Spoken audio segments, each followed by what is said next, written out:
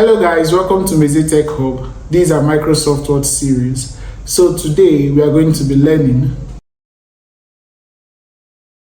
Stay attentive as we walk through this tutorial. The View tab in Microsoft Word is all about how you see and interact with your document. It allows you to customize your workspace to suit your needs, whether you are focusing on writing, editing, or layout. Now let's break it down. The first one here we have is the View group. So in the View group, we have the where we can view our documents. You can view it as print layout, which is always the default, showing how your documents will look when printed. Now we have the other one, which is called the web layout. The web layout displays your document or displays how your document would appear as a web page. Then we have the next one called the read mode. It provides a clean, distraction-free view for reading. So as if you use this one, you will not be distracted with some of the things you'll be looking at. Since there's no place for editing it. The next one we have is the outline command. It shows the document structure using heading and what subheading. If there is any, it will show. Then we have the next one called the draft. It simplifies the document's appearance, focusing on text for faster editing.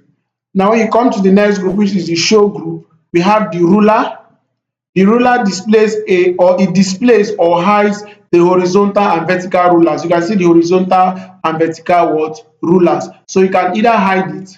If I click on this thing now, it's out. If I check it back again, it is in. The next one is the grid lines. It displays or hides grid lines for precise object alignment. This is used to precisely align our objects. Then we have the next one, the navigation pane. It opens a pane that allows you to navigate through your document by headings, pages, or results. So if I click it, you can see it has opened the navigation pane, which allows us to navigate through our document. Here is the heading, pages. You are searching for a page or a result. This is where it will take you to. And close it here. So the next one we have is our zoom group. Now in our zoom group, we have the first command, which is zoom. It opens a dialog box to specify a zoom percentage. So this is the dialog box. Do you want to zoom it by 200%, 100%, or by 75%? So let's leave it at 200%. You see how big it is. So we can reduce it from here too. Remember our zoom button. You can zoom out or you can zoom in. So the next one, now we have one page.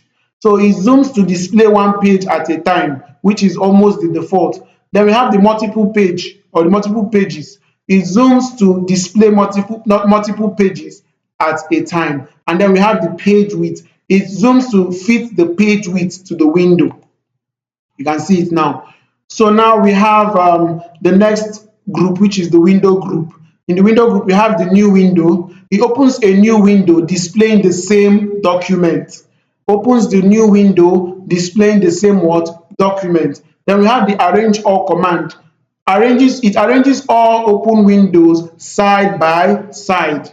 And then we have the split. What it does is that it divides the current document window into two panes. So you see these are the same document, but it divides it into into two panes.